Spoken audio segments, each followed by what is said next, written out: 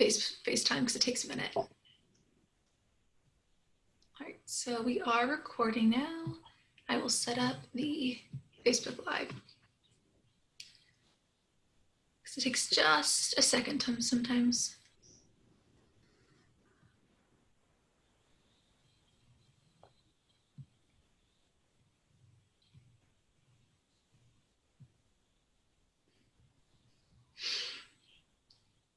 Oh, I saw a little live thing there. So yeah, it popped up.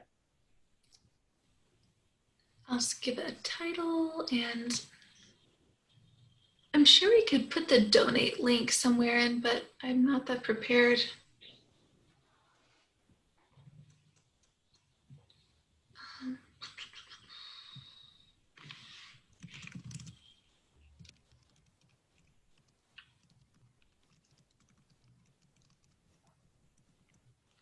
I've been typing an email in all day. I'm like laptopped out. Yeah. How have you been handling all this? Do you have to go into the pottery studio, or what are you doing?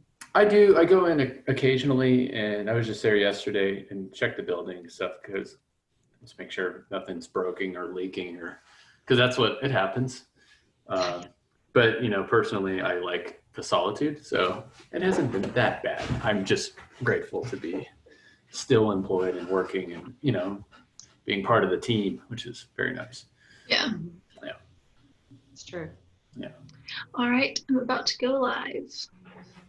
Best shirt on, my best t-shirt. Beep, beep, beep, boop.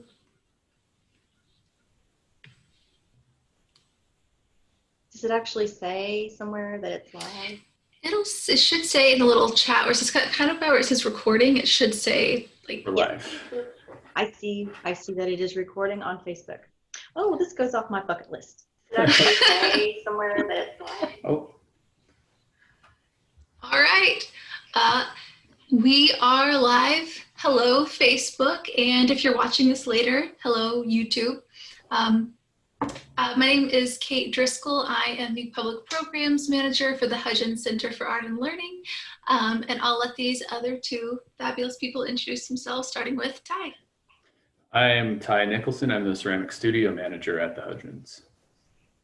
Hello, my name is Mary Frances Hall, and I am a local artist that does art. Okay, so Mary, if you'll give people a little bit of background about what it is that you do and where you're a local artist. I'm in Flowery Branch, that is outside of Gainesville and Beaufort, kind of in between. And I'm originally from West Virginia. My art, I would describe as expressionary. I don't really think about always painting a commission. I just think about what's in my head and pull it out. So a lot of times it's emotional spew. Sometimes it's society types of things. Sometimes it's repurposed. And I think my art's always kind of been that way, no matter what media I'm using. And so you have a background in commission work. You have background in taking commissions for public art projects. Mm-hmm. And you have a background in art education. Because you've done really a lot of everything. Is there been any one facet of that that's been the most rewarding or the funnest or the most challenging for you? Those are three different words. Yeah. Rewarding, I asked you like 5 questions. Okay. That's not fair. Rewarding. Well, I did enjoy teaching. I still teach when I can, because, you know, we're doing things differently now. But I think the rewards of that were the expression on someone's face when they didn't think they were going to get it, and they do. It's like light bulb, you know. I think that's really rewarding. Challenging. I like the challenge of large public works. I like the challenge of having to be on site and being under a watchful eye, or it's like people who write and have a deadline. Their best work comes when they have that deadline. So I like that. That's very challenging, and I guess it's a little rewarding. What was the other one? Fun? Yeah. Fun is, I think clay and sculpting is fun, and I like to do that. I like pieces that are usable, but not necessarily plates and cups. I like, it's fun to make clay things that are usable, that are quirky. So I answered all 3 questions. You did. I did. So functionality is kind of a big part of your work, or a larger part of your work, would you say? No, in sculpting and pottery, yeah. And by functionality, I mean garden totems, things that are pretty but still serve a purpose, other than a vessel or a use. Because it takes a long time to make a vessel that's pretty enough to put in your cabinet. Yeah.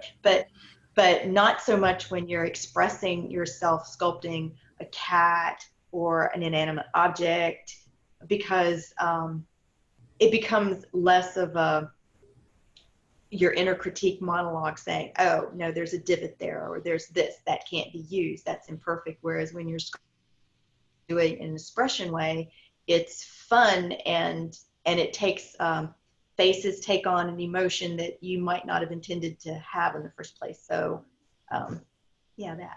Yeah. So being more open to the process as you're making is like one of the ways you like working. Yes, thank you. Those are words I never would have been able to come up with. Yes. So how did you get started in art? Is this something you've been doing since you were a kid? Yes. When I was young, like 7 young, I grew up, not exactly my house was a farm, but there was an Arabian horse breeding farm in one side of me, and a veterinarian farm on the other. So I still grew up on the farm, and I spent a lot of time with the horses. And there was this one horse named Holly that was a Palomino Arabian. I was very, very, very fond of her. She's a very old horse when I was little, and she was so kind. My first piece of art was of her on a cardboard that had been cut out of a box. So it was a brown, corrugated cardboard. And someone had given me a set of those crayons oil pastels. And in my memory mind, it was excellent. And I'll just leave it in memory. It's like going back and watching the movie. Oh, it's not what I wanted. But the people that owned the farm were delighted when I, went over and look what I did. And they put it up in their tack room, and it was there for years. And it made such an impact on me that talked about was I was going to be, that's all I wanted to do. So I never explored any other thing after that. So. And so you've talked, sort of in your bio, you say that part of your work as an artist is observing. So I just want to know what you think the role of an artist is in society, or what it can be. I guess it doesn't have to be, That's a really big question. I know, I'm asking like the AP questions. You are. I'm gonna get a 4 or above on this. Give me a minute. Well,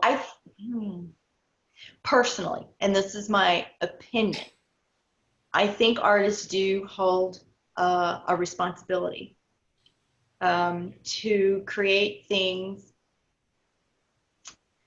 that spark something with someone else. Not always, because there's so many types of art. You can have art that's simply pleasant in your home as a color, but you can have art that makes you think. And I think when you are that type of artist, you do have some responsibilities to not make riots. I don't know, because art can do that. Now, someone else might look at that and go, no, that's what you do. Art's supposed to make you do things. Well, yes, it is. But I like to make it do nice things. So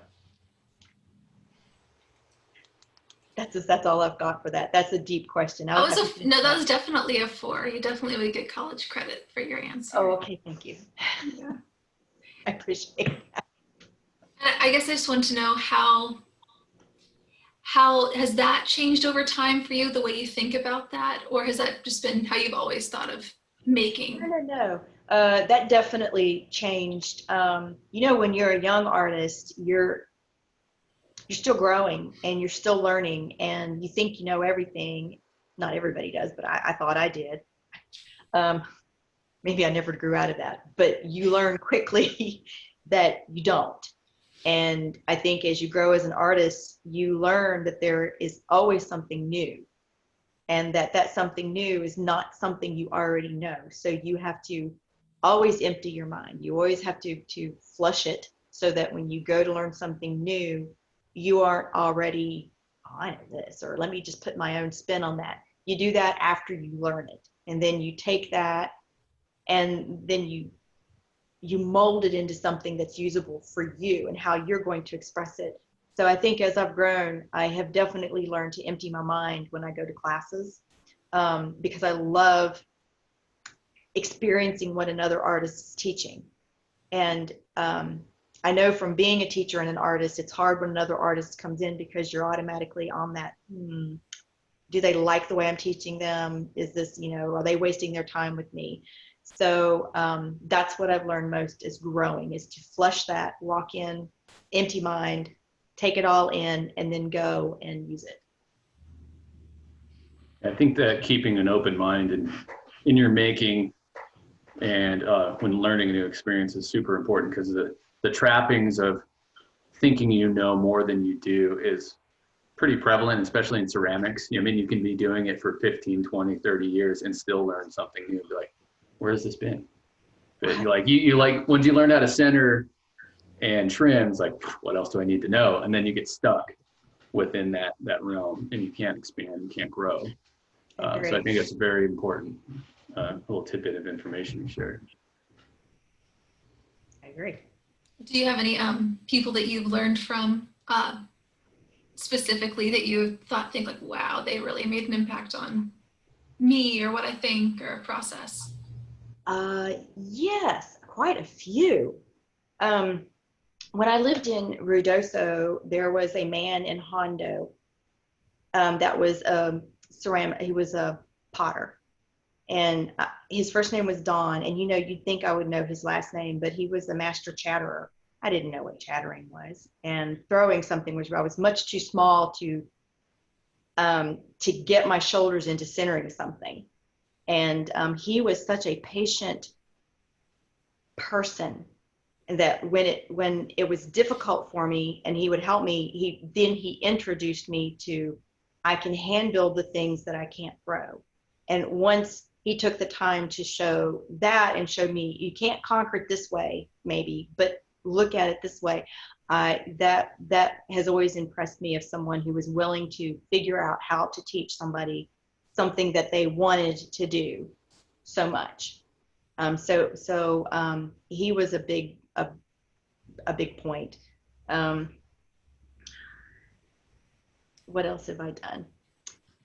A lot of my work has been done on construction sites. My pools and my mosaics were not really, I guess, considered the art part, because they were commissioned to be on site in someone's home or for a decorator or an architect. So you're saying you did large scale mosaics in pools? Oh yeah, most of my work is in North Myrtle Beach or Pawleys Island. I think the public pieces that might be the biggest are at the Convention Center in Myrtle Beach. And they are 6 foot by 6 foot stacked on top of each other where the lift is. And in order to use that medium, I had already learned stained glass, again, from somebody, an older man who had made lampshades and stuff. And he was getting older and he wanted to teach somebody his craft. So he let me come to his garage to show me how to use the glass and the stained glass. And that was when I was 18. So I had all this glass, and I then was able to bring that medium over into a mosaic style. And this has been 2000 and 2001 when I was doing that. So, you know, when you're working in a construction type of place, you have different people around you, and they're not all artists. They're very critical. So it forces you, well, I mean, this has to look this way, and so it forces you to pay attention, and they become teacher, because you have to hear what they're saying. Otherwise, you're not going to get hired again. You're not going to get to go to this next step site, or you're not going to go there, or they're not going to give you a referral. So all of those people made a huge impact on my listening skills. Maybe not as my art skills, but those listening skills were very important. So that was a big impact. As a commission artist starting out, that's a big skill. Yes, listening and changing what they say, and understanding that that art is not about you. That art is about completing what they want. And for an artist, that's almost torture sometimes. So that's a whole different brain. You just have to take you out of it and do what they say, and try to get a little bit of you in there, but hope no one notices. What was the kind of genesis of you becoming a commission artist? Like, what was your first project? Who brought you into that? What brought you into that? Wow, that was in, okay, mural, painted somebody's wall, or one of the more impact pieces like a mosaic. Let's go with the mosaic. Yeah, that works. I feel like they all inform each other, but yeah, I think. My first big one was in North Myrtle Beach, and oh, this is a horrible story. I didn't want to remember this. When I first moved there from New Mexico, I was working at the NASCAR cafe. And I hated it, because, you know, when you move somewhere else, you have to work. And someone came in, and, you know, as people talk, and they found out that I was an artist. I had just moved there, and I was just so unhappy being a waitress. Me. And they said, well, there's this thing coming up now that you talk about being a mosaicist. We want to do a pool, and what do you think you could do with it? And I went, I don't know. And then I thought, oh, don't act like you don't know. Don't say you don't know. So in this inner monologue, it's like, yeah, I can do that. Okay. So I went to the job site, and there was this big, like a waterfall, and behind it was 6 foot by 8 foot blank cement wall. And they wanted the hand of Adam and God going like this. And my first thing out of my mouth was like, well, that wouldn't be my work. That you just want me to do somebody. And then I went, shut up, Mary, just do the work. So then they challenged me. They said, well, we have to have this done in 3 weeks. And I thought, don't say no, don't say no. And I just said, oh yeah, I can do that. No problem. It almost killed me, but I did it, and it turned out well, even though I had never done anything like that. It was a huge challenge. And once I completed it, I felt like, oh, I can do this. I can work on a job site by myself, and I can use this format that way. And then that was it. From then on, it was like I convinced myself, never say no, just say, you will figure it out. And that's my motto. It's a good motto. I feel like that shows like that you had experience in at like the NASCAR cafe and like food and retail, because I feel like that's like the number one thing they say, like never say I don't know. Working jobs like that, I had so many managers say, like, I heard you say I don't know, don't say that, say you'll figure it out, say you'll find out. That is true. That is true. And you must make the tips and the wages when we're in food service. So maybe I did learn it from there. And then, okay, so you have had public art projects recently that you've completed. Yeah. Can you talk a bit about that? There's been quite a few since I've lived in Georgia. One of my favorites, it was a sculpted bas-relief wall for the Alachi Nature Science Center. And they wanted a depiction of the flora and fauna of the area. And that again was about 6 feet by 8 feet. And I thought, well, okay, I like to sculpt and I really love bas-relief. I have not done a big piece like that before. And I thought, all I have to do is apply what I do with smaller pieces big. And there were times during that I thought that I was going to really mess it up. But it turned out really well, and I love that piece. It's beautiful, and it's very touchable, and I like to go sometimes and just go, I can't believe I did that. But everybody should go see that. And that was the first piece here that I did. And I think that gave me a sense of pride, because that was a really hard job. That was harder than a mosaic because it required a lot of sculpting. And then I don't think I've done any mosaics here. Did you do that one for the Gainesville? It's in that big parking deck by the square. That is a semi mosaic. That's called piqué assiette. So those pieces are all broken pieces of china. And that was a cool piece to do. I wanted to encourage other people to help me with that. But it just never kind of worked out to where it could get enough people in the same place to do it. And I did have a couple of artists who did come and help me when my hands got sore clipping, because nipping pieces of pottery and plate, that's hard on your hands. And this was about 8 feet square.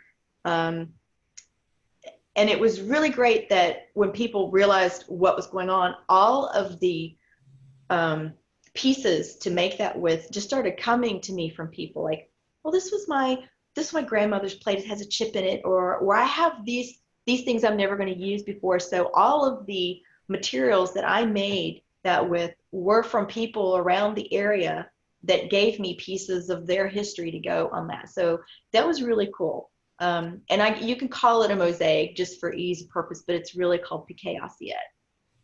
That's really cool. So it was like very personal to people, which is nice because it's a public art thing. So for anyone who's listening, if you're ever in the Gainesville area, there's a big parking deck right off of the Gainesville Square, and you can see Mary's piece.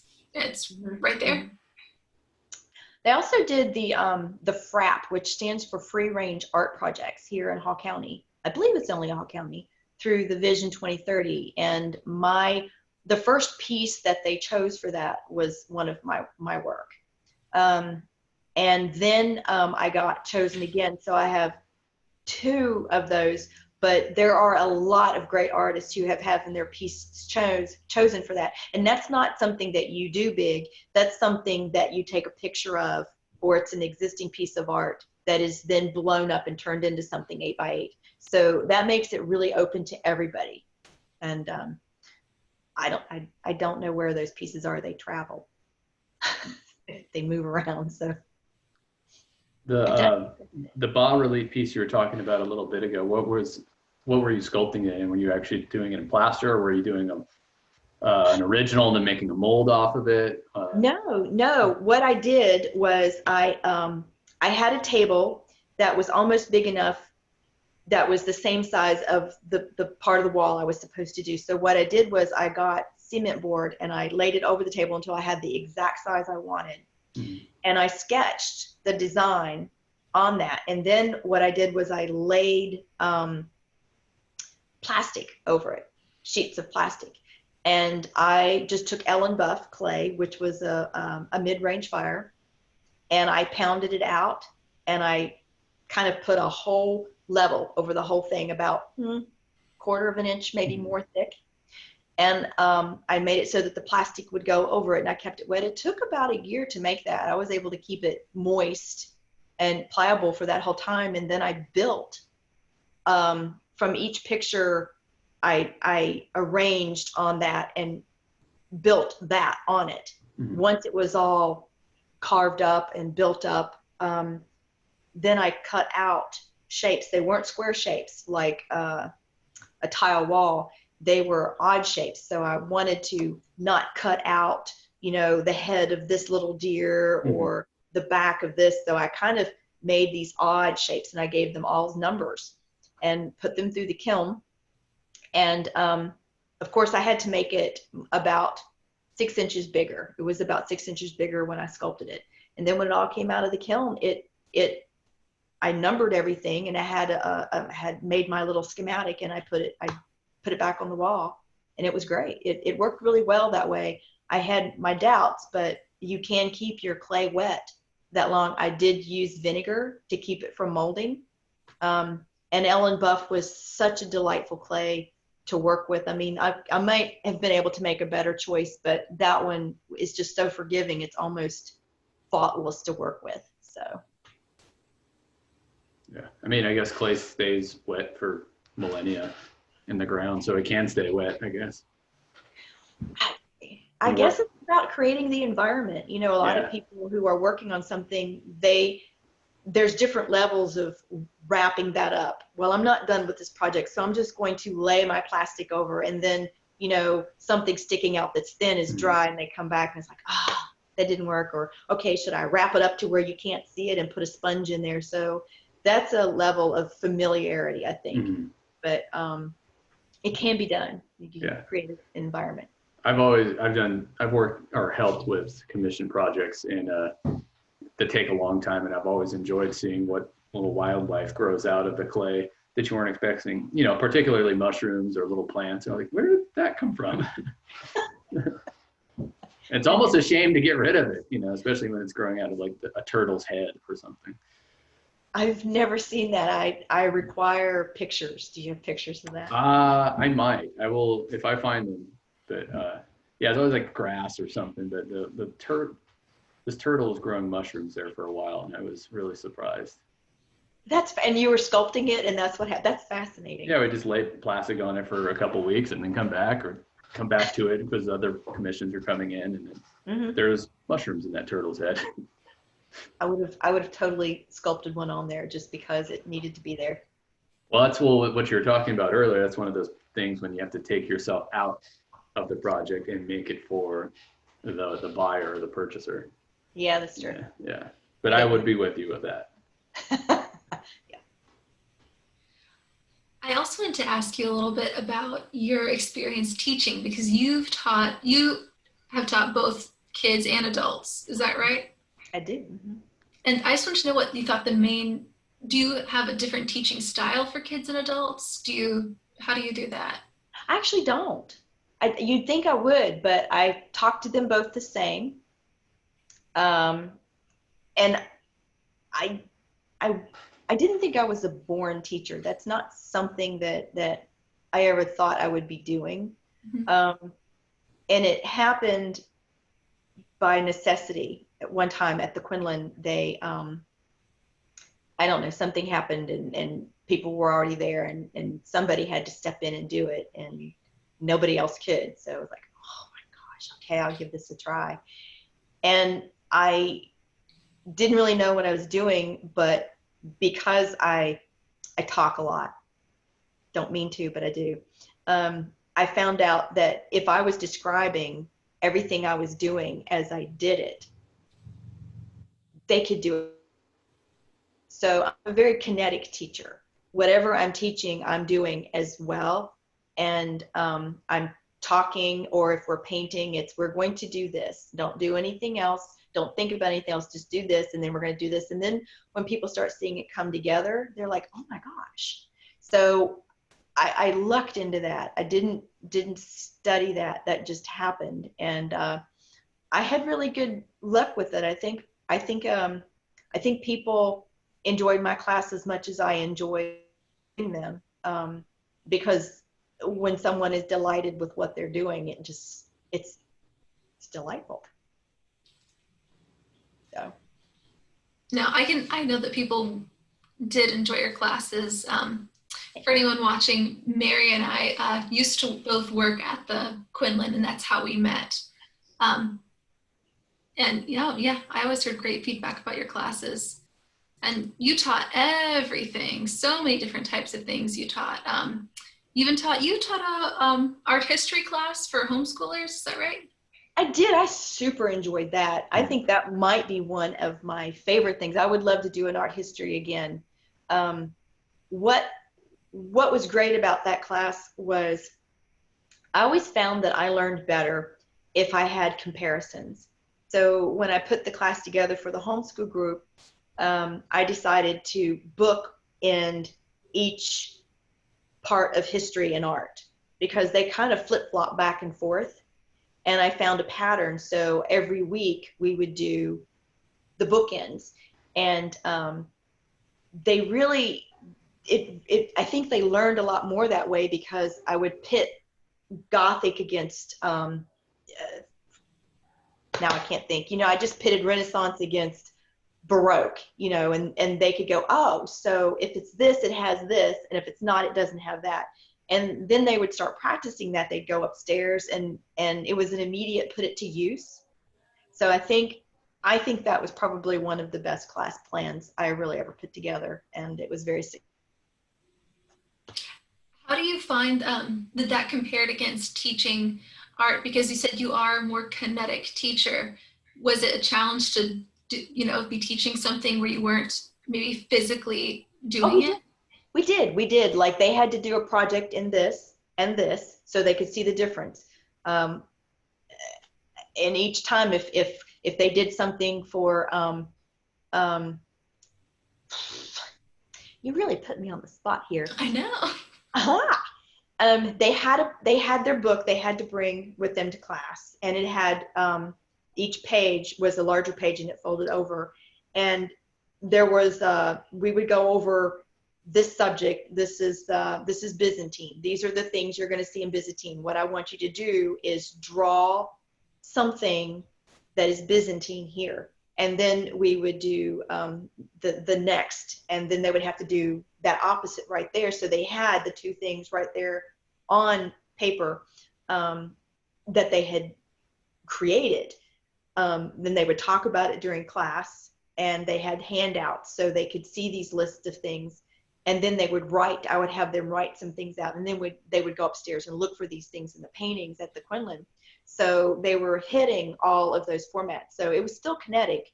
I would show them, I think we started out with what was art and how do we think that it came about. So I did this silly thing where some little guy was running, and a pteranodon was after him or something, and he fell and he busted his tooth. And when he came back up, his hand was on a rock, and of course he was spitting blood. And then when he moved his hand, he was like, oh my gosh, that's art. So we decided that was the first thing we were going to do. So everybody got a straw and some pigment, and they would put their hand down, and it was a mess. They were just spewing things all over their hand. So that really appealed. So yeah, we did some interesting ways of how that worked. I have a technical question for you. Okay. From Debbie Diane. Do you sketch out your design before you start applying Yes. the mosaic pieces? Yes, every time. Easy answer. I'm a big proponent for always sketch, always have a plan. So. And then Ashley Lynch wanted to know, is any of your public art in the Atlanta area? Oh, keep your fingers crossed. I hope. I actually submitted my work for the MARTA piece, and of course then all this happened, so I don't know where that is. I haven't been contacted to say yes or no. I hope they would say and let me know if there's a no, but I'm really hoping that one of my pieces would go down there at the airport. Keep your fingers crossed. Where can people see your public art? I guess just in Georgia. In Georgia, the Heart at the parking building on Main Street in Gainesville is public. The FRAP pieces are public, and you know, they're all great. The last I knew, one of mine was in Flowery Branch at the city building, with and it may still be there. My other piece, I think the Alachi piece is semi-public. You can go in and see it maybe without paying to go through the rest of the museum because it's an entry piece. But I would suggest going through the whole museum because it's really cool. Yeah, Alachi is really cool. Alachi. I think that's it. And then, oh, dang it, I just had a question for you. Didn't you, am I making this up? Were you part of a project where you painted recycling, the big recycling receptacle? Oh, yes, I did that, and I asked Fox Gradine to do the other side because it had to be done very quickly, and I thought it would be fun for her to do one side of it and me do the other, and we did, and that travels too. I see it every now and then at some of the recycling. So like if you go to a recycling center in Hall County, it may be the recycling center that you and Fox Gradine have painted. And that was through the CVB. That was Adopt a Can, I think, was that program name. So yes, that's public and travels. And then you also had a project at the Quinlan, and I'll allow you to explain it more, but I remember you'd had a mosaic project for veterans at the Quinlan. It's still ongoing. Yes, I started that a walkway there in the medium in the downstairs. It was always muddy and always, and someone had given us some glass, and we were looking at ways that we could use that. So we decided to get the 12 by 12 cement paver blocks from Home Depot. And then another lady came in, and I honestly don't know, because I want to give credit to the right person. When I started it, it did not start out as a veteran project. I started it differently. And then either Linda Tilden, who is also a local artist, or Susan Gwaltney, I don't know one, both of them are very heavily involved with veterans, made a suggestion. And that hit all my feel goods too, because my parents were both World War II vets. And then Jason, Jason's last name just went right, I'll think of it in a minute. Anyway, he is a veteran and he came in to help. So we got a grant from Home Depot in order to get all the materials that we needed. And they actually came in and built a couple of sitting benches and a table. And we decided that the table specifically was all going to be veteran completed. And they could do whatever type of art they wanted. It didn't have to be, you know, it could be art done by a veteran. It didn't have to be art that looked like a veteran did it. And we made that very clear. And a lot of those pieces are already done and up. I don't know that it got finished because I handed it to Jason. And then all this happened. And, you know, I had already left the Quinlan. So my part was pretty much finished when I handed that over to them. So fun project. But those are on view in the Quinlan's lower parking lot, right? Those cement mosaic. Yeah. Yeah, you can drive down there anytime and have a picnic or see them all. And, you know, what was really great about that, I think only 3 of those squares are actually my work. I did very little of the art itself. I donated all of my time on Saturdays when we had it to teach other people how to do a mosaic on the tiles. So that was more or less a volunteer teaching experience. Mm-hmm. And every tile is either done by another artist or one of their kids or a group. So that is all art done. That's not just me. That's just something that I helped drive. Yeah, I went to one of those days. It was fun. And you got to learn how to do all that. It was great. You did the Raven. It was lovely. Very good stuff. What would you say, because I've looked at your artwork, and what would you say is your most favorite mediums to work with? Oh, I knew you were going to ask me that question. You have to choose. I can't. Really? Just one? Just one. No. Oh. I like miniatures the best. I like creating small, tiny things that were images of large things. Sure. That's my favorite. Nice. That's acceptable. That's a good answer. Thank you. I'm glad. Ashley Lynch wants to know, where is the Quinlan? The Quinlan is 514 Green Street in Gainesville. If you're unfamiliar with Gainesville, then your Green Street is also, is that John Morrow?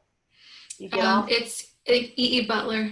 E.E. Butler, thank you. So if you get off the interstate at E.E. Butler, just keep on E.E. Butler until you get to 514. You're going to see Scarlet the Big Horse. I think we have the big Q out there now.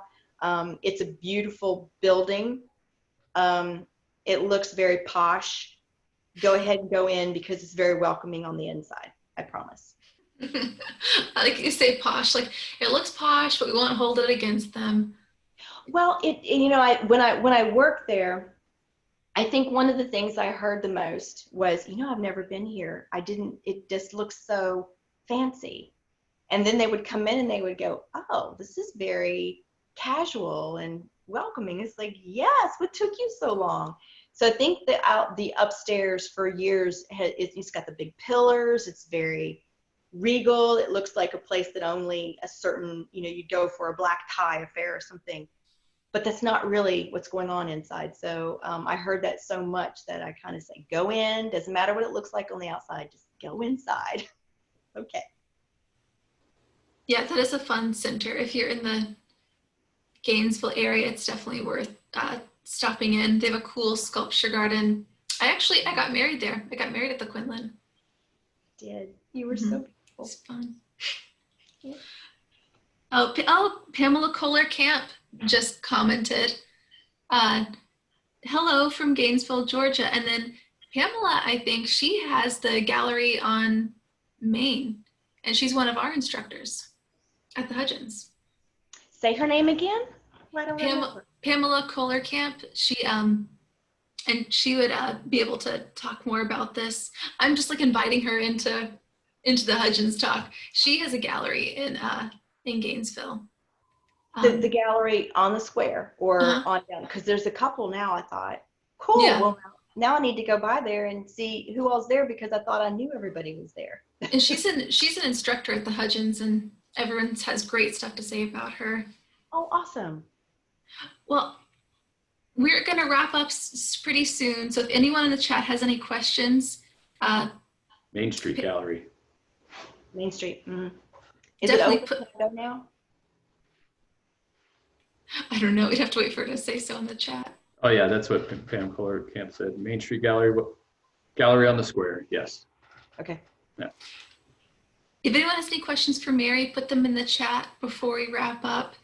And I just wanted to ask you, Mary, what do you dislike about the art world, or where do you think it could improve? Oh, another big question. Oh. Well, I don't know. I don't think art is anything different than anything else in society. Everything can improve somewhere. I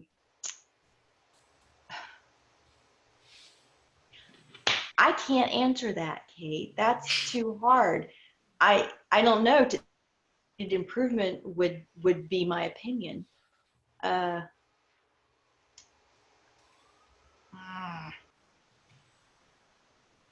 No, it's good the way it is. Let's just leave it alone.